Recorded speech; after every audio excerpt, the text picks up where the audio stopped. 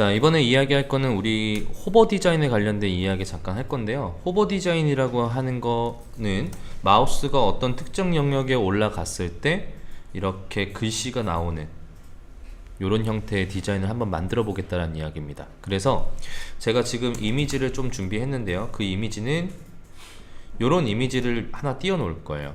그래서 평상시에는 이미지만 보이다가 마우스를 호버하게 되면 이렇게 검정 배경이 채워지면서 이렇게 중앙에 글씨가 위치하는 이런 형태의 것들을 만들어 보겠다는 이야기입니다. 이해들 다 되시죠? 자, 그러면은 디자인이 지금 어떤 식으로 되는 거냐면요, 제가 3단 디자인을 만들 거예요.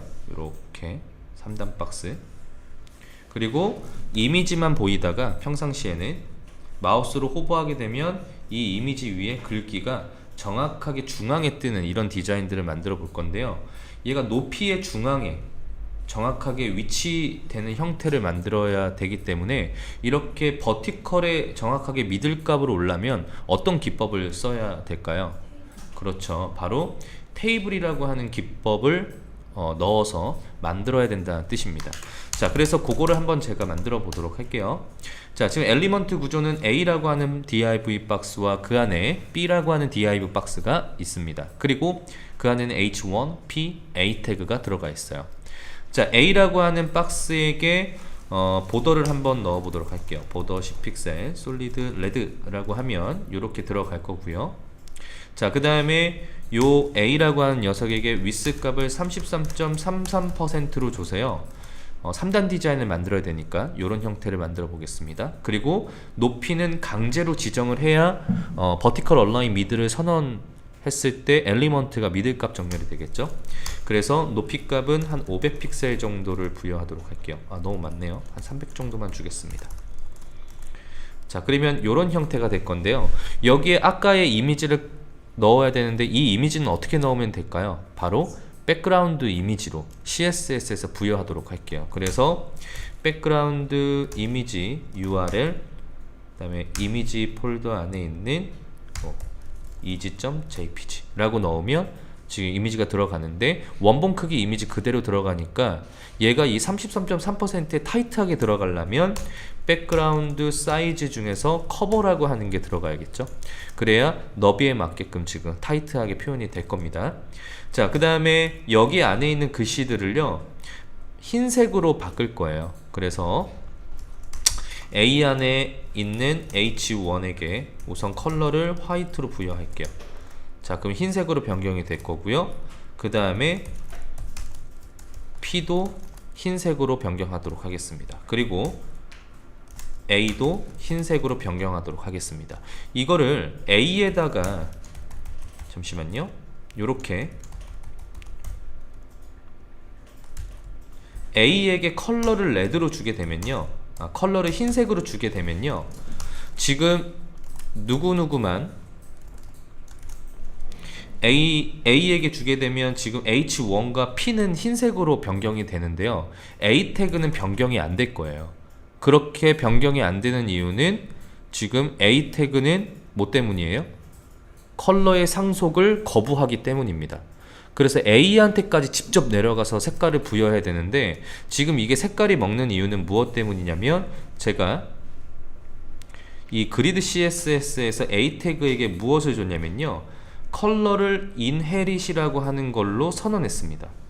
컬러 inherit이라고 하는 이 inherit은 뭐냐면요, 부모에 부여된 컬러를 강제로 상속받게끔 만드는 기법이에요. 속성이에요. 그래서 지금 제가 만약에 이걸 쓰지 않는다면요, 그리드 CSS에서 A 태그는 색깔이 변경되지 않을 겁니다. 왜냐면 A에게 지금 클래스 A에게 컬러를 흰색으로 주면 H1과 P는 상속받지만 A 태그는 상속받지 않는다고 계속 설명을 드렸었죠.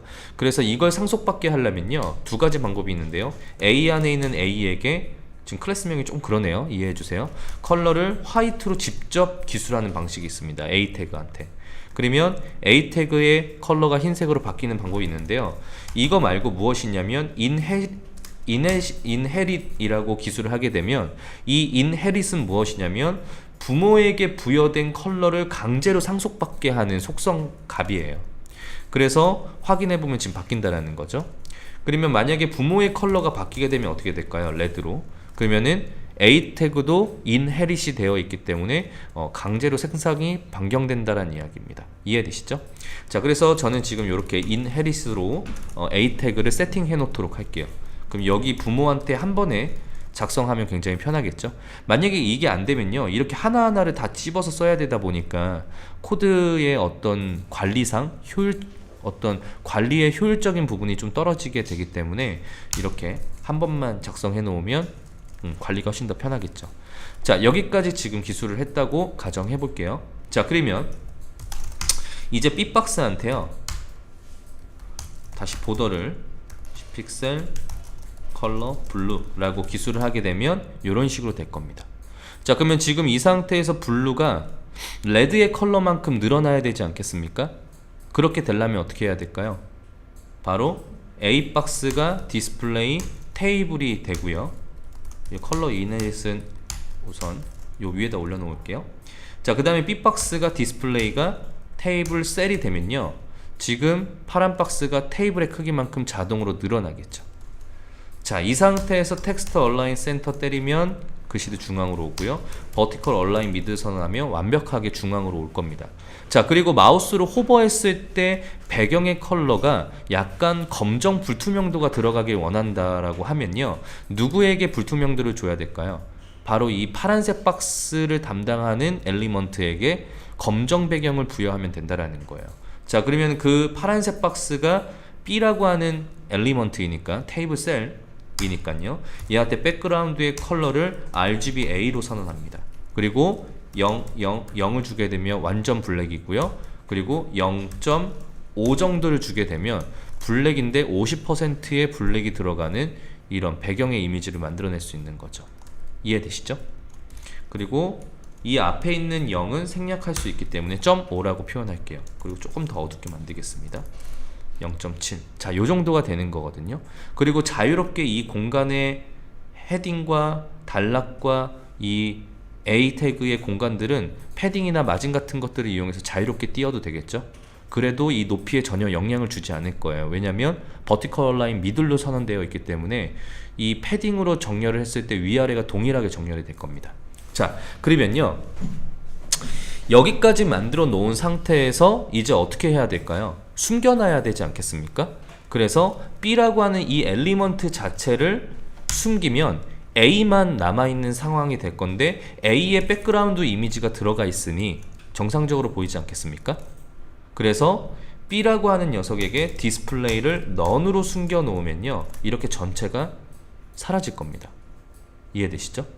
그러면 지금 A 박스만 남아있는 상태가 되는데요, 이거 다시 보이게 하려면 어떻게 하면 될까요? A를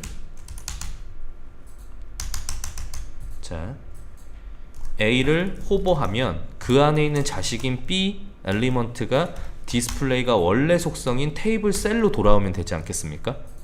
무슨 말인지 이해되시죠? 그래서 마우스로 호버하면 이렇게 된다라는 이야기입니다. 자, 이런 식으로 만들어 놓을 수 있는데요, 여기서 여러분들이 이제 무엇을 하고 싶냐면 애니메이션 기능을 걸어서 스르륵 나타나게 하고 싶은 상황이 연출되었다고 가정해 볼게요. 그러면 무엇을 쓰면 될까요? 트랜지션을 쓰면 된다는 이야기예요. 자, 그래서 지금 A 엘리먼트에게 A를 호버했을 때 B가 나타나는 거니까 B에게 줘야겠네요.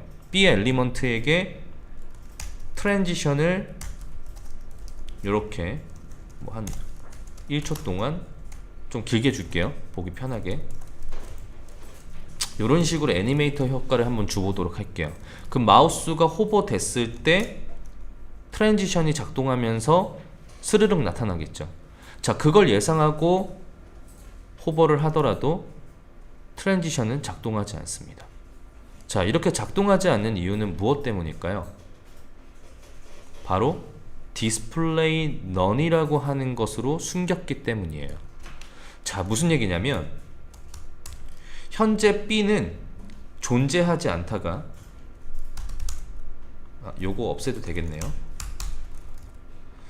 B는 엘리먼트 자체가 아예 출력되지 않다가요, 마우스를 A 엘리먼트를 호버하게 되면 B가 테이블 셀로 나타나게 되는 거죠. 그러면 이 상태에서 엘리먼트가 없다가 마우스로 호버하면 갑자기 엘리먼트가 생성이 되는 개념이에요. 그러면 어떤 문제가 생기냐면요, 트랜지션이라고 하는 코드가 동작하기까지의 여유를 주지 않는다는 이야기입니다. 즉 엘리먼트가 없다가 갑자기 나타나기 때문에 트랜지션이라고 하는 건 기존에 있던 거를 인지를 하고 있다가 얘가 어떤 특정한 변화가 일어났을 때 1초 동안 전이 효과를 줘야 되는데, 엘리먼트가 아예 없다가 나타나는 거기 때문에 전이 효과를 줄 수 있는 시간 자체가 아예 없다라는 이야기예요. 자, 그 얘기는 무슨 얘기냐면, 트랜지션이라고 하는 걸 동작하기 위해서는 기존에 존재하고 있다가 마우스로 호버하게 되면 변경이 되는 효과를 만들어야 되는데, 지금 기존에 없다가 전이 효과를 주기 때문에 기존에 있는 것을 인지하지 못한다라는 겁니다. 즉 트랜지션이 동작하려면 디스플레이 넌으로 숨겨져 있으면 안 된다라는 거예요. 왜냐하면 엘리먼트 자체가 아예 없기 때문에 트랜지션이 동작할 수 있는 개념 자체가 없다라는 이야기예요. 그러면 디스플레이 넌으로 숨겨 놓으면 안 되겠죠. 왜냐하면 기존에 아예 존재하지 않는 엘리먼트가 되니까. 그러면 조건은 하나예요. 기존에 미리 존재시켜 놓고 마우스로 호버했을 때 이 녀석이 다시 원래대로 돌아오면 됩니다. 그러면 시각적인 걸로만 안 보이면 되지 않겠습니까? 그러면 뭘로 숨겨 놓으면 될까요? 디스플레이 넌이 아니고요. 그렇죠, 오퍼시티로 숨겨 놓는 거예요. 그래서 디스플레이 넌으로 숨기지 않고요.